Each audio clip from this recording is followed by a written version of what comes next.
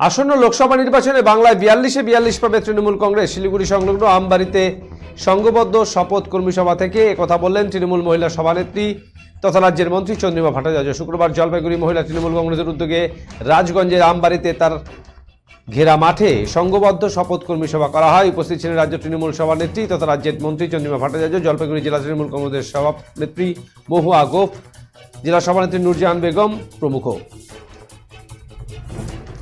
এই সভা থেকে রাজ্যের মন্ত্রী চন্দ্রিমা ভট্টাচার্য বলেন, 24 লোকসভা নির্বাচনে বাংলা থেকে 42-42 আসন পাবে তৃণমূল কংগ্রেস, কারণ মানুষ তাদের সঙ্গে রয়েছেন। বাংলার মেয়েরা বলে দিয়েছে তারা নিজের মেয়েকে চায়।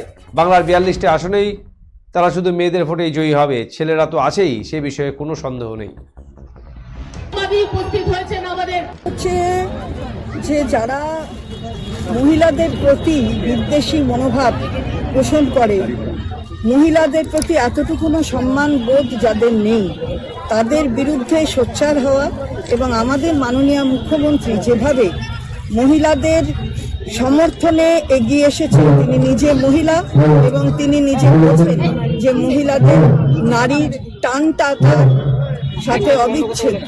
সেজন্য আমরা তার যে কাজ, সেই কাজের প্রচার, সেই কথাটা বলবার জন্য আমাদের একটা কর্মী সভা।